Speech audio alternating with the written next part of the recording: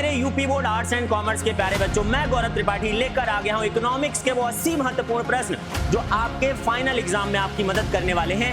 यानी कि ये वो 80 प्रश्न हैं जो आपके एग्जाम में आपको पूरे नंबर दिलवाने में मदद करेंगे। तो चलिए बेटा, आज हम देख लेते हैं कि वो 80 प्रश्न कौन से हैं। तो मेरे यूपी बोर्ड के आर्ट एंड कॉमर्स के प्यारे बच्चों, चलिए फटाफट शुरू करते हैं इकोनॉमिक्स के वो 80 महत्वपूर्ण प्रश्न जो आपके एग्जाम में आपको पूरे नंबर दिलवाने वाले हैं। क्योंकि बेटा पेपर जो है वो 90% से ज्यादा यहीं पर आएगा और मुझे आपका दुख अच्छे से पता है कि भाई आपके जो 20 नंबर का प्रैक्टिकल है वो नहीं होता, इसलिए आपको जो भी नंबर मिलते हैं वो लिखने के ऊपर मिलते हैं। तो चलो बिना देरी करते हुए सबसे पहले शुरू करते हैं हमारे अति लघुत्तरी प्रश्न यानी कि वेरी शॉर्ट आंसर को, जो कि 3 या 4 मार्क्स में पूछा जाता है। अब ये ऐसा क्यों लिखा है कि 3 और 4 मार्क्स? क्योंकि बेटा 2025 तक ये जो क्वेश्चन था अति लघुत्तरी प्रश्न जो है वो 3 मार्क्स में पूछे जाते थे, लेकिन 2026 में जब हमने देखा तो इसको 4 नंबर में पूछा जाने लगा, लेकिन कोई ऑफिशियल नोटिस नहीं आया, इसलिए हमने यहां पर अति लघुत्तरी प्रश्नों को 3 से 4 मार्क्स में रखा हुआ है। तो चलो सबसे पहले प्रश्न की तरफ बढ़ते हैं। बोल रहा है explain what is meant by micro economics, यानी सूक्ष्म अर्थशास्त्र किसे कहते हैं, स्पष्ट कीजिए। सूक्ष्म अर्थशास्त्र या फिर अगर मैं बोलूं इसी को व्यष्टि अर्थशास्त्र किसे कहते हैं? तो माइक्रो इकोनॉमिक्स यानी कि व्यष्टि अर्थशास्त्र। तो यहां पर इसके बारे में आप लिख देंगे, आपको नंबर मिल जाएगा। अगला प्रश्न क्या कह रहा है? सकारात्मक अर्थशास्त्र और आदर्शक अर्थशास्त्र में अंतर बताइए, यानी differentiate between positive and normative economics. अगले प्रश्न की तरफ बढ़ते हैं। प्रश्न नंबर 3 क्या बोलता है? अवसर लागत क्या है? What is opportunity cost? इसको आप बता देंगे तो यहां पर आपको नंबर मिल जाएंगे। और ये प्रश्न जो है वो आपके एग्जाम में पूछे जाते हैं। फिर अगला प्रश्न क्या कह रहा है? बजट रेखा की कोई 2 विशेषताएं लिखिए। Right any 2 characteristics of budget line. अब भाई बजट लाइन की क्या विशेषता होती है? बाएं से दाएं की ओर नीचे की ओर गिरता है। क्यों गिरता है? क्योंकि हमारे पास बजट जो है वो सीमित होता है, यानी बजट जो है या जो हमारी आय है वो सीमित है, इसलिए हमारे पास सीमित ही पैसा है वस्तुओं पर खर्च करने के लिए। तो भाई जब सीमित पैसा है तो अगर एक वस्तु के उपभोग को बढ़ाते हैं, कंजम्पशन को बढ़ाते हैं, तो दूसरे वस्तु के उपभोग को क्या करना पड़ेगा? कम करना पड़ेगा। चलिए आगे बढ़ते हैं और क्वेश्चन नंबर 5 की तरफ देखते हैं। क्वेश्चन नंबर 5 क्या कह रहा है? बोल रहा है मांग वक्र के खिसकने तथा मांग वक्र पर संचरण में अंतर बताइए। संचरण या फिर इसी को हम संचलन भी बोल सकते हैं। क्या बोल सकते हैं? इसी को भी हम संचलन भी बोल सकते हैं, दोनों शब्द एक ही है। यानी कि पूछ रहा है शिफ्ट इन डिमांड कर बताओ, यानी खिसकना यानी शिफ्ट, और संचलन को बोलते हैं मूवमेंट। तो बोला distinguish between shift in demand curve and movement along demand curve, इन दोनों के बीच में आपको अंतर बताना है। और आप सभी को पता है शिफ्ट कब होता है? जब प्राइस में बदलाव नहीं होता, यानी अन्य कारणों की वजह से चेंजेस आते हैं, चाहे वो आय हो गई, चाहे वो संबंधित वस्तुएं हो गई, या फिर अगर मैं कहूं टेस्ट एंड प्रेफरेंस हो गया, पॉपुलेशन हो गया, इन सभी चीजों की वजह से क्या होता है? खिसकाव होता है। और अगर संचलन की बात करें तो किसकी वजह से होता है? कीमत की वजह से होता है। चलिए अगले प्रश्न देख लेते हैं। क्या कह रहा है भाई? उपभोक्ता के बजट समुच्चय को परिभाषित कीजिए। Define the budget set of a consumer. अब बजट सेट क्या है? बजट सेट वो सभी कॉम्बिनेशंस हैं, वो सभी संयोजन हैं जो एक उपभोक्ता अपनी सीमित आय में खरीद सकता है, और उन सभी कॉम्बिनेशंस को जब हम तालिका यानी टेबल के माध्यम से प्रस्तुत करते हैं तो उसी को हम क्या कहते हैं? बजट सेट कहते हैं। चलिए अगला प्रश्न देख लेते हैं। सामान्य वस्तु एवं निम्न कोटि वस्तु में अंतर लिखिए। Right the difference between normal good and inferior good. तो इसके बीच में अंतर भी बता देना है। अगला प्रश्न क्या कह रहा है? आय प्रभाव तथा प्रतिस्थापन प्रभाव में अंतर बताइए, यानी distinguish between income effect and substitution effect. Income effect क्या है? जब रियल, इसी को इनकम इफेक्ट को हम रियल इनकम यानी वास्तविक आय प्रभाव भी कहते हैं, जहां पर आय तो नहीं बढ़ती, लेकिन क्योंकि किसी वस्तु की जो कीमत है उसमें कमी आ जाती है या फिर वो कीमत बढ़ जाती है, इस वजह से हमें आय बढ़ी या घटी दिख सकती है। तो इसको यहां पर प्रभाव बताना है। सब्स्टिट्यूशन इफेक्ट क्या है? किसी दूसरी वस्तु की कीमत बढ़ने की वजह से या घटने की वजह से किसी एक वस्तु की मांग पर जो प्रभाव आता है उसको हम यहां पर देख पाते हैं। चलिए आगे बढ़ते हैं। अगला प्रश्न, प्रश्न नंबर 9 क्या कह रहा है? मांग तालिका अनुसूची से आप क्या समझते हैं? What do you understand by A demand schedule? Demand schedule क्या होता है? जैसे बजट शेड्यूल होता है जिसमें हम आय जो है उसको देखते हैं कि भाई एक सीमित आय में उपभोक्ता कौन कौन से संयोजन खरीद पा रहा है, उसी तरीके से जो डिमांड शेड्यूल है इसमें हम ये देखते हैं कि अलग अलग कीमतों पर कोई भी उपभोक्ता वस्तु की कितनी मांग कर रहा है, इसी को हम क्या कह रहे हैं? इसी को हम कहते हैं डिमांड शेड्यूल। अगला प्रश्न क्या कह रहा है? प्रश्न नंबर 10, उत्पादन फलन को परिभाषित कीजिए। Define the production function. और भाई प्रोडक्शन फंक्शन क्या है? उत्पादन फलन क्या है? उत्पादन फलन हमारा क्या होता है भाई? Quantity is equal to function of L comma K. क्योंकि हम बेटा श्रम और पूंजी, एल क्या है? लेबर, के क्या है? कैपिटल, यानी श्रम और पूंजी की मदद से हम उत्पादन कर रहे होते हैं। तो इसी के बीच के संबंध को कौन दर्शाता है? प्रोडक्शन फंक्शन यानी उत्पादन फलन दर्शाता है। तो मेरे यूपी बोर्ड के प्यारे बच्चों, यहां से प्रश्न पूछा जाता है, तो अगर ऐसा कोई प्रश्न पूछा जाए तो आपको इसका उत्तर कर देना है। आगे बढ़ते हैं, क्वेश्चन नंबर 11 क्या कह रहा है? सीमांत उत्पादकता ह्रास नियम पर संक्षिप्त टिप्पणी लिखिए। Right a brief note on the law of diminishing marginal product. तो जो हमारा मार्जिनल प्रोडक्ट होता है, ये क्या होता है भाई? जैसे जैसे हम लेबर बढ़ाते हैं, शुरू में तो प्रोडक्शन बढ़ता है, लेकिन एक सिचुएशन के बाद ये क्या होता है? घटने लगता है और उसके बाद निगेटिव में आ जाता है। तो यही क्या है? सीमांत उत्पादकता ह्रास नियम है, ठीक है, यानी कि law of diminishing marginal product, और इसी को आपको यहां पर बता देना है। प्रश्न नंबर 12 क्या कहता है? औसत लागत एवं सीमांत लागत वक्रों के बीच संबंध चित्रित कीजिए। कि भाई औसत लागत एवरेज कॉस्ट जो वक्र है और सीमांत लागत यानी मार्जिनल कॉस्ट जो वक्र है, उसके बीच में क्या रिलेशन होता है, इसके बारे में पूछा है। Represent the relationship between average cost and marginal cost with respect to their diagrams, और डायग्राम्स की मदद से आपको समझाना है। चलिए आगे बढ़ते हैं और प्रश्न नंबर 13 को देखते हैं। उत्पादक के संतुलन की प्रथम शर्त लिखिए। भाई right the first condition of producers equilibrium. तो प्रोड्यूसर इक्विलिब्रियम पर क्या कब पहुंचता है, कौन सी सिचुएशन होती है, उसके पहले नियम को यहां पर आपको लिख देना है। अगला प्रश्न क्या कह रहा है? औसत परिवर्तनशील लागत का अर्थ स्पष्ट कीजिए। What is the meaning of average variable cost? औसत, परिवर्तनशील या फिर परिवर्ती। इसी को हम क्या करते हैं? परिवर्तनशील को हम क्या कहते हैं? परिवर्ती भी कहते हैं। औसत परिवर्ती लागत इसको भी कहा जाता है, यानी कि अगर मैं इसको लिखूं तो ये होता है एवीसी, एवरेज वेरिएबल कॉस्ट। पूर्ति के नियम को संक्षेप में लिखिए। अगला प्रश्न कह रहा है भाई पूर्ति का जो नियम है उसको संक्षेप में लिखना। Briefly state the law of supply. Law of supply क्या कहता है? कीमत बढ़ने पर पूर्ति बढ़ती है, कीमत घटने पर पूर्ति घटेगी, और यही लॉ ऑफ सप्लाई है। इसको आपको अच्छे तरीके से लिख देना है। अगला प्रश्न क्या कह रहा है? पूर्ति की लोच का अर्थ स्पष्ट कीजिए। Clarify the meaning of velocity of supply, यानी कि कीमत बदलने पर, प्राइस के चेंज होने पर सप्लाई में कितना बदलाव आता है, यही तो क्या है? हमारा पूर्ति की लोच है, और इसी को यहां पर आपको अच्छे से समझा देना है। चलिए अगले प्रश्न की तरफ बढ़ेंगे। अगला प्रश्न क्या कहता है? अल्पाधिकार बाजार का अर्थ स्पष्ट कीजिए। Define the meaning of an oligopoly market, यानी कि भाई अल्पाधिकार जो बाजार है, इसका एक तरीके से इसकी एक आधी विशेषताएं भी लिख देना और साथ साथ में इसका मतलब भी बता देना। अगला प्रश्न क्या कह रहा है? पूर्ण प्रतियोगी बाजार में फर्म की मांग वक्र कैसे होती है, यानी जो परफेक्टली कॉम्पिटेटिव मार्केट है उसका जो डिमांड कर्व होता है वो किस प्रकार होता है। What is the shape of firms demand curve in A perfectly competitive market. अगला प्रश्न क्या कह रहा है? बाजार संतुलन बिंदु किसे कहते हैं? What is the market equilibrium point. तो भाई मार्केट जो है, बाजार जो है वो इक्विलिब्रियम पर कब पहुंचता है? जहां डिमांड और सप्लाई एक दूसरे को काटते हैं, यानी जहां पर मांग बराबर क्या होता है? पूर्ति होता है। तो इसके बारे में भी आप लिख दोगे तो आपको नंबर मिल जाएंगे। चलिए अगला प्रश्न देख लेते हैं। अधिकतम कीमत सीमा का अर्थ बताइए। State the meaning of price ceiling. अधिकतम या फिर इसी को हम कहते हैं उच्चतम निर्धारित कीमत। और ये जो अधिकतम कीमत सीमा है ये किसके लिए बनाई जाती है? ये होती है किसके फेवर में? ये होती है कंज्यूमर यानी कि उपभोक्ता के फेवर में। तो आपको यहां पर भी ध्यान रखना। और साथ ही साथ बेटा इसके अंदर आप ये भी बता सकते हो कि इसको हमेशा संतुलन कीमत के नीचे ही रखा जाता है। तो इसलिए प्रश्न नंबर 20 अगर आप कर लेते हो तो यहां से भी यूपी बोर्ड के अंदर बहुत सारा कई बार पूछा गया है। तो इसलिए चाहे उच्चतम निर्धारित कीमत हो, चाहे न्यूनतम निर्धारित कीमत हो, चाहे वो प्राइस सीलिंग हो, चाहे प्राइस फ्लोर हो, ऐसे प्रश्न आपके एग्जाम में बार बार पूछे जाते हैं। तो इसका ध्यान आपको हमेशा रखना है। चलिए आगे बढ़ते हैं और 21वें प्रश्न को देख लेते हैं। भाई 21वां प्रश्न क्या कह रहा है? ये कह रहा है स्टॉक एवं प्रवाह में अंतर बताइए, यानी state the difference between stock and flow. Stock वो है जिसको हम एक पॉइंट ऑफ टाइम पर मापते हैं, यानी एक समय बिंदु पर, और फ्लो क्या है? जिसे एक पीरियड ऑफ टाइम, ठीक है, एक समय अवधि में मापते हैं। तो इसीलिए यहां पर इसका डिफरेंस बता देना है। मध्यमवर्ती वस्तु किसे कहते हैं? What is called intermediate good, इसको बता देना है। अगला प्रश्न क्या कह रहा है? मूल्यह्रास का अर्थ स्पष्ट कीजिए। Clarify the meaning of depreciation. तो जब भी कोई वस्तु हम खरीदते हैं, जैसे लैपटॉप हो गया, बाइक हो गई, उसको हम चलाते हैं, उसका डेप्रिसिएशन होता है। अगर घर पे आपने लाकर बाइक खड़ी भी कर दी तो भी क्या होता है भाई? तो भी वो समय के साथ उसमें क्या होता है? उसकी कीमत घटती है। या फिर अगर टेक्नोलॉजी में बदलाव आ जाए, तकनीक में बदलाव आ जाए, यानी 4G से 5G आया, तो भी क्या हुआ?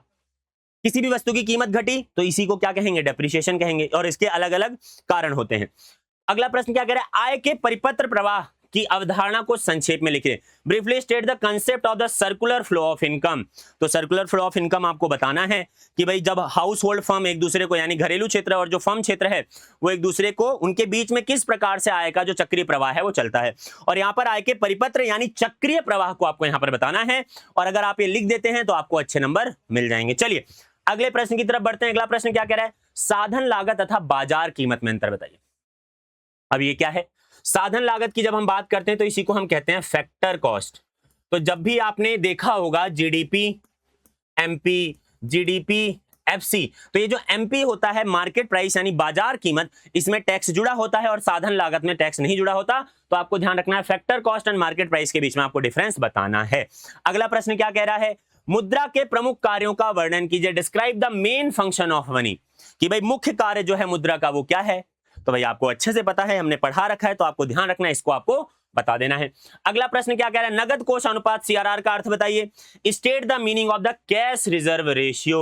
तो बैंकों के पास जो भी पैसा आता है तो लोन देने से पहले वो कुछ पैसे को संभाल कर रखते हैं, कैश के फॉर्म में रखते हैं, क्योंकि भाई कोई भी बैंक से आएगा और कैश मांगेगा, ऐसा तो है नहीं एक साथ सारे पैसे निकालेगा, लेकिन कुछ पैसे तो निकालेगा इस्तेमाल करने के लिए, तो उसी खर्चे को मेंटेन करने के लिए कुछ कैश रिजर्व बनाया जाता है, इसी को क्या कहते हैं, सीआरआर कहते हैं।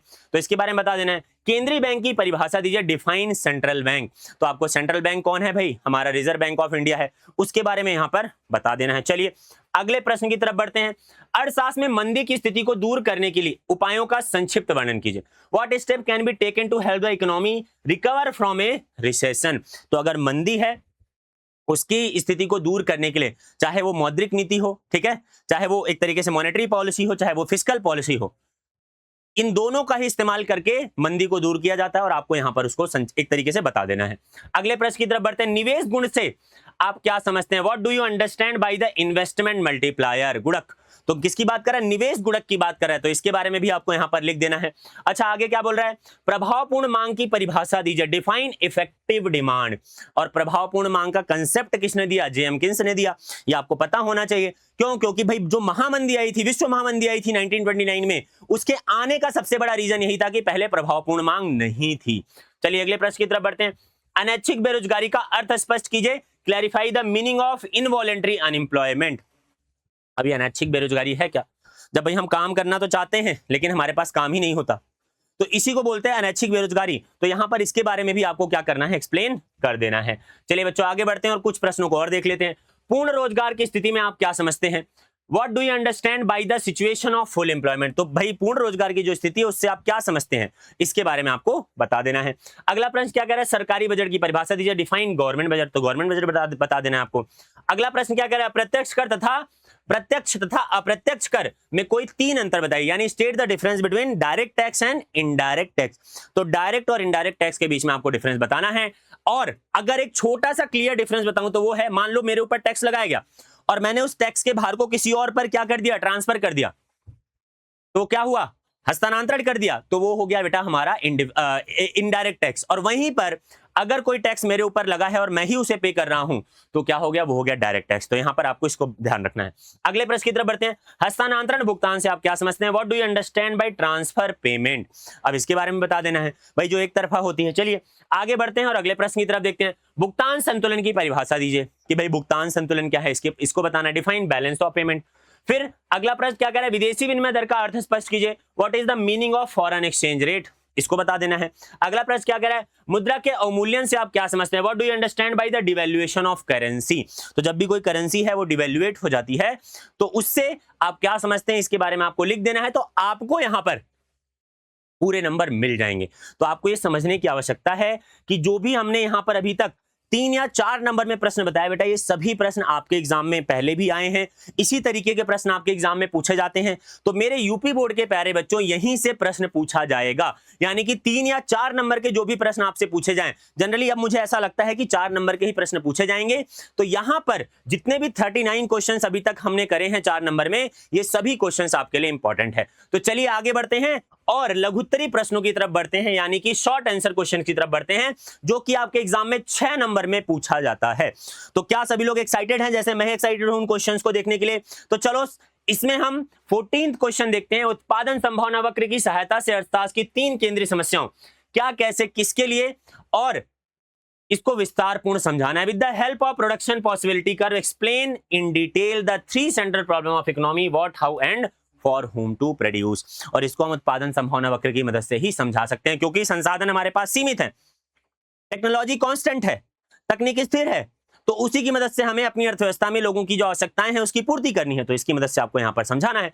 अगला प्रश्न क्या कह रहा है, तटस्थता वक्र की विशेषताओं का वर्णन कीजिए, describe the property of indifference curve, या मैं इसे कह लूं तटस्थता वक्र या कह लूं अनधिमान वक्र, है ना, दोनों का मतलब क्या है, सेम है। तो 41 क्वेश्चन भी यहां पर आप आसानी से कर सकते हैं। 42 क्वेश्चन क्या है, सीमांत प्रतिस्थापन दर की अवधारणा स्पष्ट कीजिए, clarify the concept of marginal rate of substitution. और भाई ये किसके साथ इंडिफरेंस, ये जो कर्व है उसी में हम क्या करते हैं, प्रतिस्थापन करते हैं। जब हम उपभोग कर रहे होते हैं तो किसी दूसरी वस्तु के उपभोग को बढ़ाने के लिए हम किसी जो दूसरी वस्तु का उपभोग कर रहे होते हैं उसको क्या करते हैं, प्रतिस्थापन कर देते हैं दूसरी वस्तु से। तो यही क्या है, सीमांत प्रतिस्थापन दर क्या होती है, जब वो क्या होता है, घटता है। तो यहां पर ध्यान रखना, एक किसी वस्तु को उपभोग करने के लिए जब हम किसी दूसरी वस्तु के कुछ क्वांटिटी को क्या करते हैं, प्रतिस्थापित कर देते हैं, तो उसी को सीमांत प्रतिस्थापन कहते हैं। और यहां पर इसके बारे में आपको लिख देना है। और आपको ध्यान रखना है बेटा, ये जितने भी प्रश्न हैं यहां पर, इन सभी को ऑलरेडी हमने बहुत अच्छे तरीके से पढ़ाया हुआ। और कहां पढ़ाया है बेटा, हमारे उन्नति बैच में, मात्र 51 रुपए में पानी से भी सस्ती शिक्षा करके हमने वहां पर बेटा आपको एक तरीके से जो पूरा सिलेबस है वो लाइव क्लास के जरिए पढ़ा रहे हैं। साथ ही साथ वहां पर हर लाइव क्लास के बाद आपको कुछ क्वेश्चंस देते हैं जो आपके कंसेप्ट्स को और स्ट्रांग बनाते हैं। इंस्टेंट गुरु हैं, वहीं पर जो आपके कोई भी डाउट आता है उसको सॉल्व करते हैं। इसी के साथ बेटा वहां पर टॉपर्स का गाइडेंस भी मिलने वाला है, टॉपर्स के नोट भी मिलने वाले हैं और इंपॉर्टेंट क्वेश्चंस भी मिलने वाले हैं जो आपके एग्जाम के लिए बहुत ज्यादा इंपॉर्टेंट है। तो चलिए फटाफट बेटा आप लोग भी जाइए, अरिविहान एप्लीकेशन डाउनलोड करिए और उन्नति बैच को ज्वाइन कर लीजिए। अगर आपको भी ये लगता है कि आपको एक अच्छा नंबर स्कोर करना है और अपना एक तरीके से जो 12th है उसके रिजल्ट को बेहतर बनाना है, तो वहां पर आइए और फटाफट हमसे जुड़ जाइए। चलिए अगले प्रश्न की तरफ बढ़ते हैं। प्रश्न नंबर 43, आय में परिवर्तन का मांग पर प्रभाव चित्र सहित समझाइए। तो भाई अगर आय में परिवर्तन होता है तो मांग पर क्या प्रभाव पड़ता है, आय चाहे बढ़े या घटे, उस दोनों को समझा देना है। तो बेटा explain with the help of diagram the effect of change in income on demand. और भाई ये होगा शिफ्ट, क्यों होगा, क्योंकि प्राइस तो सेम ही है, सेम प्राइस पर जब डिमांड बढ़ती है घटती है तो उसको शिफ्ट ही कहते हैं। चलिए अगले प्रश्न की तरफ बढ़ते हैं। ह्रासमान सीमांत उपयोगिता के नियम को एक उदाहरण एवं चित्र की सहायता से स्पष्ट कीजिए। Explain the law of diminishing marginal utility with the an example and diagram. अगले प्रश्न की तरफ बढ़ते हैं। मांग की लोच को मापने की प्रतिशत विधि को उदाहरण सहित समझाइए। Explain the percentage method of measuring elasticity of demand with an example. तो एक एग्जांपल की मदद से इसको आपको समझा देना है। चलिए आगे बढ़ते हैं और अगले प्रश्न नंबर 46 को देख लेते हैं। ये क्या कह रहा है, तो कह रहा है परिवर्तनशील अनुपात के नियम की 3 अवस्थाओं को कुल औसत तथा सीमांत उत्पाद को वक्रों की सहायता से स्पष्ट कीजिए। Clarify the 3 faces that law of variable proportion using total average and marginal product curves. तो इनकी मदद से इसको आपको समझाना है। आगे क्या कह रहा है, समोत्पाद वक्र की विशेषताओं की व्याख्या कीजिए। Explain the characteristics of an isoquant. अब आइसोक्वांट क्या है, इसी को समोत्पाद वक्र भी कहते हैं या फिर समान मात्रा वक्र भी कहते हैं। क्या कहते हैं, समान मात्रा। जैसे इंडिफरेंस कर्व क्या दिखाता है, हर एक बिंदु पर समान संतुष्टि दिखाता है, वैसे ही समोत्पाद वक्र या फिर समान मात्रा वक्र जिसको हम आइसोक्वांट भी कह रहे हैं, ये क्या दर्शाता है, ये दर्शाता है कि कैसे उत्पादन किन किन कॉम्बिनेशंस, किन उत्पादन कारकों की मदद से समान उत्पादन कर सकते हैं। ठीक है, और वो यही दर्शाता है, तो इसके बारे में आपको डिटेल में लिख देना। चलिए अगले प्रश्न की तरफ बढ़ते हैं। उत्पादन के अल्पकाल में स्थिर तथा परिवर्तनशील साधनों में भेद कीजिए। Differentiate between the fixed and variable factors of production in the short run. तो भाई शॉर्ट रन में कुछ फैक्टर्स क्या होते हैं, वेरिएबल होते हैं, और कुछ फैक्टर्स क्या होते हैं, कांस्टेंट होते हैं यानी स्थिर होते हैं। तो उनके बारे में फिक्स्ड होते हैं, तो उनके बारे में यहां पर आपको एक्सप्लेन कर देना है। अगले प्रश्न की तरफ बढ़ते हैं। प्रश्न नंबर 49 क्या कह रहा है, पूर्ण प्रतियोगिता बाजार में संतुलन कीमत एवं मात्रा का निर्धारण चित्र सहित समझाइए। Explain with A diagram the determination of equilibrium price and quantity in perfect competitive market. और इसको बहुत आसानी से समझा सकता है डिमांड और सप्लाई की मदद से। अगला प्रश्न क्या कह रहा है, जीडीपी डिफ्लेटर से आप क्या समझते हैं, what do you understand by GDP deflator, या फिर बेटा इसी को हम प्राइस इंडेक्स भी कहते हैं, यानी कि कीमत सूचकांक भी कहते हैं इसको। तो यहां पर आपको इसको अच्छे तरीके से समझा देना है। अगला प्रश्न क्या कह रहा है, वह विधि द्वारा राष्ट्रीय आय की गणना को उदाहरण सहित स्पष्ट कीजिए। Explain with an example the estimation of national income by the expenditure method. तो एक्सपेंडिचर मेथड को एक्सप्लेन करना है, एक एग्जाम्पल की मदद से आपको यह भी समझा देना है कि किस तरीके से जो व्यय विधि है उसके इस्तेमाल से राष्ट्रीय आय की गणना होती है। चलिए अगले प्रश्न की तरफ बढ़ेंगे। प्रश्न नंबर 52 क्या कह रहा है, एकाधिकार बाजार की मुख्य विशेषताओं का उल्लेख कीजिए। Mention the main characteristics of monopoly market, जहां पर सिर्फ एक ही फर्म होती है तो अपनी मर्जी से कीमत वगैरह का निर्धारण करती है, तो इसको आपको बता देना है। अगला प्रश्न क्या कह रहा है, सकल घरेलू उत्पाद तथा आर्थिक कल्याण के बीच के संबंध को स्पष्ट कीजिए। Clarify the relationship between GDP and economic welfare, इसके बारे में भी प्रश्न पूछा जाता है पेपर में, तो यहां पर आपको इसको क्लियरली बता देना है। अगला प्रश्न क्या कह रहा है, राष्ट्रीय आय मापन के में आने वाली किन्हीं 3 कठिनाइयों का उल्लेख कीजिए। स्टेट एनी 3 डिफिकल्टीज एनकाउंटर्ड इन मेजरिंग नेशनल इनकम, तो नेशनल इनकम जब हम कैलकुलेट करते हैं तो कौन कौन सी 3 समस्याएं आती हैं राष्ट्रीय आय निकालते टाइम, उसके बारे में यहां पर आपको बात करना है। अगला प्रश्न क्या कह रहे हैं, निजी आय तथा व्यक्तिगत आय में अंतर स्पष्ट कीजिए, यानी state the difference between private income and personal income, तो ये बताया हुआ है प्राइवेट इनकम क्या होता है, पर्सनल इनकम क्या होता है, तो इन प्रश्नों का उत्तर आप आसानी से दे सकते हैं। अगले प्रश्न की तरफ बढ़ते हैं, यानी प्रश्न नंबर 56 की तरफ। मुद्रा पूर्ति की M1 तथा M2 अवधारणाओं को स्पष्ट कीजिए। Explain the concept of M1 M2 measure of money supply, तो M1 वैसे 4 मेजर होते हैं, M1 M2 M3 M4, जिसमें से आपको M1 और M2 समझाना है। और M1 में भाई जो भी नगद पड़ा होता है, यानी जो भी कैश पड़ा है लोगों के पास, जो बैंकों में डिमांड डिपॉजिट पड़ा है उसको लेते हैं, साथ साथ आरबीआई के पास जो अदर डिपॉजिट होता है उसको कंसीडर करते हैं, तो M1 में आता है। इसी तरीके से M2 में भी कुछ चीजें आती हैं, कुछ घटक आते हैं, तो उसको यहां पर आपको लिख देना है। अगला प्रश्न क्या कह रहा है, वाणिज्य बैंक के प्रमुख कार्यों की व्याख्या कीजिए। Explain the main function of commercial bank, तो कॉमर्शियल बैंक के जो मेन फंक्शन है उसके बारे में आपको बता देना है। अगला प्रश्न क्या कह रहा है, मितव्ययिता के विरोधाभास को उदाहरण से ही समझाइए। Explain the paradox of thrift with an example, तो पैराडॉक्स ऑफ थ्रिफ्ट को आपको क्या करना है, समझाना है, और यहां पर आपको ध्यान रखना है इसका। अगला प्रश्न क्या कह रहा है, स्वायत्त निवेश तथा प्रेरित निवेश में अंतर स्पष्ट कीजिए। अगर मैं बोलूं तो भाई इन्वेस्टमेंट किसकी बात कर रहा है, autonomous investment and induced investment. Autonomous investment और इंड्यूस्ड इन्वेस्टमेंट के बीच में आपको डिफरेंस बताना है, तो ये प्रश्न भी आप कर लोगे तो आपको अच्छे नंबर मिल जाएंगे। क्योंकि ऐसा मैं क्यों कह रहा हूं बार बार, क्योंकि बेटा यूपी बोर्ड में पेपर तो आने वाला यहीं से है, क्योंकि पूछा भी यहीं से जाता है, तो आपको चिंता करने की जरूरत नहीं है। चाहे वो कॉमर्स का बच्चा हो, चाहे वो आर्ट्स का बच्चा हो, चाहे वो हिंदी मीडियम का बच्चा हो, चाहे वो इंग्लिश मीडियम का बच्चा हो, पेपर तो बेटा यहीं से पूछा जाने वाला है। चलिए प्रश्न नंबर 60 पढ़ लेते हैं। अर्थव्यवस्था में न्यून मांग तथा अतिमांग, यानी भाई अगर हम बात करें एक्सेस डिमांड की बात कर रहा है और एक तरीके से डेफिशिएंट डिमांड की बात कर रहा है, कि स्थिति को समझाइए, इनके कारण उत्पन्न होने वाली अपस्फीतिकारी अंतराल तथा मुद्रास्फीति अंतराल की व्याख्या कीजिए। अपस्फीतिकारी और साथ साथ में क्या बोल रहा है भाई, मुद्रास्फीतिकारी, यानी कि जो एक तरीके से इन्फ्लेशन और डिफ्लेशनरी गैप बनता है, जो इन्फ्लेशन क्रिएट होता है, जो अगर अति मांग हो जाएगी, मांग ज्यादा हो जाएगी तो इन्फ्लेशन हो जाएगा, क्योंकि कीमतें बढ़ने लगेंगी, और अगर मांग कम हो गई, न्यून मांग हो गई, यानी भाई एक तरीके से डेफिशिएंट डिमांड हो गई, डिमांड कम हो गई, तो क्या होगा, डिफ्लेशनरी गैप बनेगा। तो explain the situation of deficient demand and excess demand in an economy, explain the resulting deflationary gap and inflationary gap, तो इसके बारे में बता देना है। अगला प्रश्न क्या कह रहा है, अर्थव्यवस्था की अल्पकालीन संतुलन आय कैसे निर्धारित होती है, एक आरेख की सहायता से समझाइए। तो बोल रहा है how is the economy short run equilibrium income determine, explain with the help of diagram, तो इसको भी आपको बता देना। चलिए अगले प्रश्न की तरफ बढ़ते हैं। राजस्व बजट तथा पूंजीगत बजट में अंतर बताइए। Differentiate between revenue budget and capital budget, तो भाई रिवेन्यू बजट वो बजट होता है जिससे आपकी कोई लायबिलिटी, जहां पर आपका कोई लायबिलिटी या एसेट का इन्वॉल्वमेंट नहीं होता, लेकिन वहीं पर कैपिटल बजट जो होता है, यहां पर एसेट और लायबिलिटी, यानी कि आपकी जो एक तरीके से जो कर्ज है वो भी आपका बढ़ता है या घटता है, साथ ही साथ आपकी एसेट भी बढ़ती है या घटती है, तो इसलिए यहां पर आपको इसको अच्छे तरीके से एक्सप्लेन कर देना है। बढ़ते हैं अगले प्रश्न की तरफ। बोला सरकारी बजट के स्थिरीकरण कार्य को समझाइए। Explain the stabilisation function of a government budget, तो इसके बारे में समझा देना है आपको। अगला प्रश्न क्या कर रहा है, भुगतान संतुलन के घाटे को ठीक करने के उपायों की व्याख्या कीजिए। तो भाई कौन कौन से मेजर्स हैं जो करेक्ट कर सकते हैं डेफिशिएंट, जो डेफिसिट आता है in the balance of payment, यानी जब हम बैलेंस ऑफ पेमेंट क्या है भाई, आपके देश से कितनी पेमेंट बाहर गई, विदेशों के पास गई, और कितना पैसा विदेशों से भारत में है, तो उसमें जो कमी होती है, यानी जब पैसा बाहर भारत से बाहर ज्यादा जा रहा है और आ कम रहा है, तो इसी को क्या कहते हैं, इसी को कहते हैं डेफिसिट बैलेंस ऑफ पेमेंट। तो इसको करेक्ट कैसे किया जा सकता है, इसके उपाय भी पूछा है। अच्छा अगला प्रश्न क्या कह रहे हैं, भुगतान संतुलन के चालू खाते तथा पूंजी खाते में अंतर स्पष्ट कीजिए। Distinguish between the current account and the capital account in the balance of payment, तो करंट अकाउंट क्या होता है, कैपिटल अकाउंट क्या होता है, इसके बारे में अगर आप एक्सप्लेन कर देंगे तो यहां से आपको पूरे नंबर मिल जाएंगे। यानी कि जो बैलेंस ऑफ पेमेंट वाला चैप्टर है वो भी इंपॉर्टेंट है, क्योंकि यहां से कई सारे प्रश्न पूछे जाते हैं। चलिए आगे बढ़ते हैं बेटा, और अब हम लॉन्ग आंसर क्वेश्चंस कर लेते हैं जो आपके एग्जाम में 10 नंबर में पूछे जाते हैं।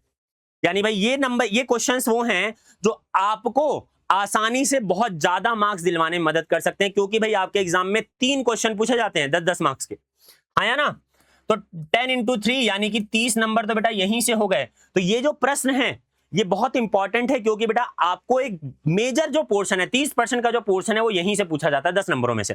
तो चलिए इन प्रश्नों को देख लेते हैं। क्या कह रहा है, तटस्थता वक्र तथा बजट रेखा की सहायता से उपभोक्ता के संतुलन को चित्र द्वारा दर्शाइए। यानी उपभोक्ता इक्विलिब्रियम समझाना है, कंज्यूमर इक्विलिब्रियम किसकी मदद से, इंडिफरेंस कर्व और बजट लाइन की मदद से समझाना है। तो इसको आप आसानी से समझा सकते हैं। Explain with the help of diagram consumer equilibrium using indifference curve and budget line. तो बजट लाइन और किसकी मदद से, इंडिफरेंस कर्व की मदद से आप इसको आसानी से समझा सकते हैं। चलिए अगले प्रश्न की तरफ देखते हैं। निम्नलिखित समंकों से मांग की कीमत लोच ज्ञात कीजिए।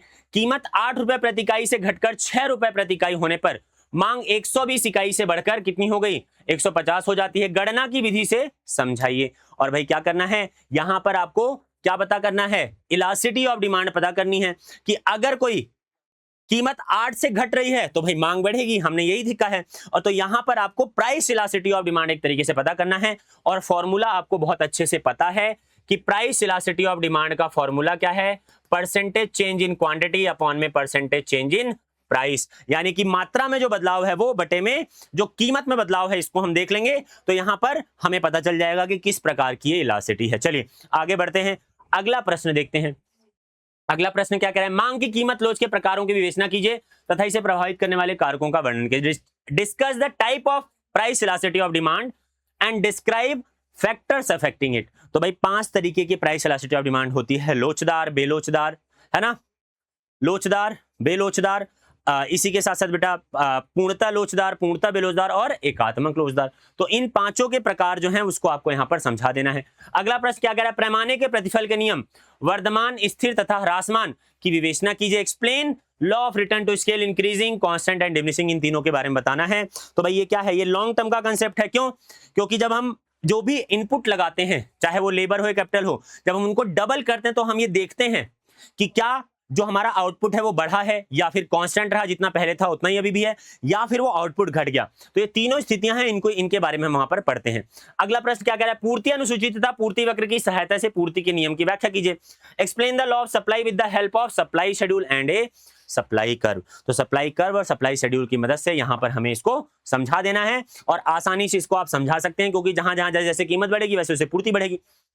और जब अलग अलग कॉम्बिनेशन को हम रखेंगे तो वही क्या कहलाएगी, वही कहलाएगी पूर्ति अनुसूची यानी सप्लाई शेड्यूल। और उसी को जब हम एक चित्र की ग्राफ की मदद से प्रेजेंट कर देंगे तो वही क्या कहलाएगा, वही कहलाएगा सप्लाई वक्र यानी कि पूर्ति वक्र। चलिए अगले प्रश्न की तरफ बढ़ते हैं। निम्न सारणी में एक फर्म की कुल लागत दी गई है, इससे कुल स्थिर लागत, कुल परिवर्तनशील लागत और औसत लागत तथा सीमांत लागत ज्ञात कीजिए। यानी भाई टोटल कॉस्ट दिया हुआ है तो टोटल फिक्स्ड कॉस्ट पता करना है, इसी के साथ साथ कुल परिवर्तनशील यानी टोटल वेरिएबल कॉस्ट पता करना है, और क्या पता करना है, औसत लागत एवरेज कॉस्ट पता करना है, और साथ ही साथ बेटा सीमांत लागत यानी कि मार्जिनल कॉस्ट पता करना है। तो यहां पर आपको क्या क्या पता करना है, TFC total fix cost, TVC total variable cost, average cost और मार्जिनल कॉस्ट। अब कुछ बच्चों को यहां पर देख के लग रहा होगा सर यहां पर टोटल फिक्स कॉस्ट तो दिया ही नहीं है। तो बेटा ये जो आउटपुट शून्य है इसी के स्तर पर जो कॉस्ट होती है इसी को टोटल फिक्स कॉस्ट कहते हैं। तो टोटल फिक्स कॉस्ट कितनी हो गई, 15, और हमेशा ये क्या रहती है, एक जैसी रहती है।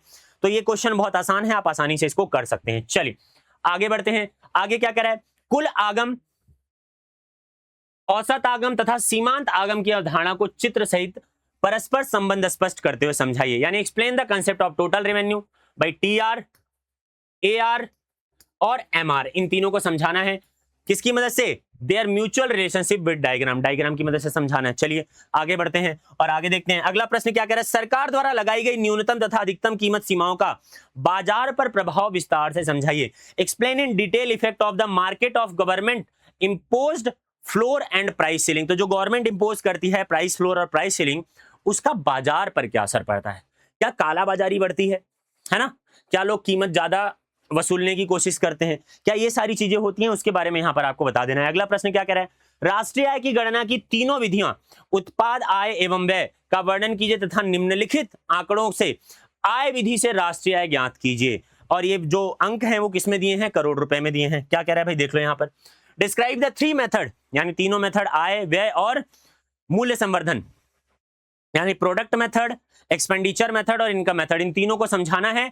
और यहां पर ये जो मेथड है इनकम मेथड, उसकी मदद से आपको समझाना है कि भाई ये कैसे कैलकुलेट होगा, तो ये आसानी से किया जा सकता है। चलिए अगले प्रश्न की तरफ बढ़ते हैं। निम्नलिखित समांकों से किसी फर्म का बाजार कीमत पर सकल मूल्य वर्धित ज्ञात कीजिए। यानी ग्रॉस वैल्यू एडेड की बात की है। ग्रॉस वैल्यू एडेड क्या होता है? जीडीपी, एमपी पूछा है, तो भाई इसको आसानी से निकाला जा सकता है। और किसकी विधि से निकाला जाएगा?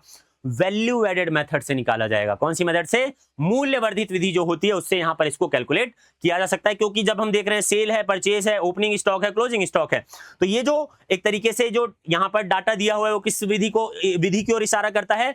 वो इशारा करता है मूल्य वर्धित विधि, यानी वैल्यू एडेड मेथड, यानी कि प्रोडक्ट मेथड की तरफ। चलिए अगला प्रश्न देखते हैं। बैंकों द्वारा साख सृजन की प्रक्रिया को समझाइए तथा केंद्रीय बैंक द्वारा साख नियंत्रण के उपायों की विवेचना कीजिए। तो explain the process of credit creation by bank and discuss the measures of credit control adopted by the central bank. तो भाई जो भी सेंट्रल बैंक एक तरीके से मेजर्स अपनाता है साख के निर्माण के उसको नियंत्रित करने के लिए, कि भाई क्या कहीं इन्फ्लेशन तो नहीं है, क्या कहीं डिफ्लेशन तो नहीं है, यानी कहीं मुद्रास्फीति तो नहीं हो रही, महंगाई तो नहीं हो रही, कहीं मंदी तो नहीं हो रही, उसको कंट्रोल करने के लिए ये कुछ मॉनेटरी पॉलिसी बनाता है। उसके बारे में यहां पर आपको लिख देना है। अगला प्रश्न क्या कह रहा है? निम्नलिखित समांकों से सीमांत उपभोग प्रवृत्ति यानी एमपीसी एवं औसत उपभोग प्रवृत्ति यानी एपीसी ज्ञात कीजिए। यानी मार्जिनल प्रोपेंसिटी टू कंज्यूम और मार्जिनल प्रोपेंसिटी टू सेव को कैलकुलेट करना है। किसकी मदद से करना है भैया? देखो यहां पर दिया हुआ है, आय दी हुई है ना, अलग अलग, और कॉरेस्पॉन्डिंग कंजम्पशन भी दिया हुआ है। तो यहां पर आपको एमपीसी और एपीसी आसानी से मिल जाएगा। चलिए आगे बढ़ते हैं। अगला प्रश्न क्या कह रहा है? उपभोग फलन तथा बचत फलन के परस्पर संबंध को चित्र सहित समझाइए। Explain with the diagram the mutual relationship between consumption function and saving function. तो कंजम्पशन और सेविंग फंक्शन ध्यान रखना। कंजम्पशन आपने पढ़ा है कहां पर? चैप्टर नंबर 2, उपभोक्ता व्यवहार का सिद्धांत, कंज्यूमर इक्विलिब्रियम, एक तरीके से कंज्यूमर वाला जो बिहेवियर वाला चैप्टर है। लेकिन यहां पर जब हम इसको पढ़ेंगे तो ये कहां से आता है बेटा? ये आता है determination of income and employment, यानी आय और रोजगार के निर्धारण वाले चैप्टर से, यानी मनी एंड बैंकिंग वाला के बाद वाला जो चैप्टर है वो यहां से है। तो इसलिए इसका ध्यान रखना कि ये वहां से एक्सप्लेन होगा। अगला प्रश्न क्या कह रहा है? राजकोषीय घाटा क्या है, इसके कारणों तथा इसे नियंत्रित करने के उपायों की विवेचना कीजिए। What is fiscal deficit? Discuss its cause and the measures to control it. अगला प्रश्न क्या कह रहा है? स्थिर विनिमय दर तथा लचीली विनिमय दर से क्या आशय है? इनके पक्ष एवं विपक्ष में तर्क दीजिए। What is meant by fixed and flexible exchange rate? Give argument for and against them. तो फिक्स्ड एक्सचेंज रेट सिस्टम जिसको फिक्स कर दिया जाता है, कोई बदलाव नहीं होता। फ्लेक्सिबल एक्सचेंज रेट सिस्टम जो मांग में जो किसी भी करेंसी की जो कीमत है वो डिमांड और पूर्ति, यानी मांग और पूर्ति के आधार पर, डिमांड और सप्लाई के आधार पर बदलती रहती है। तो यहां पर इन दोनों को आपको क्या करना है? बता देना है। इसके फेवर में भी बताना है और इसके अगेंस्ट में भी बात करनी है। चलिए तो यहां पर बेटा वो जो 80 महत्वपूर्ण प्रश्न थे वो खत्म होते हैं। तो मुझे आशा है इन प्रश्नों को देखकर मेरे प्यारे यूपी बोर्ड के बच्चों को मजा आया होगा और उन्हें लगा होगा कि हाँ भाई पेपर तो यहीं से आने वाला है। तो बेटा आप कमेंट करके मुझे बताओ कि आपको कैसा लगा, और साथ ही साथ और आपको क्या क्या चीजें चाहिए उसके बारे में आप कमेंट सेक्शन में लिखिए। साथ ही साथ इस चैनल को सब्सक्राइब कीजिए, लाइक करिए, और बेटा आपका जो कमेंट है वो हमें मोटिवेट करता है। तो मिलते हैं बेटा अगली वीडियो में ऐसे ही और भी इंफॉर्मेशन के साथ।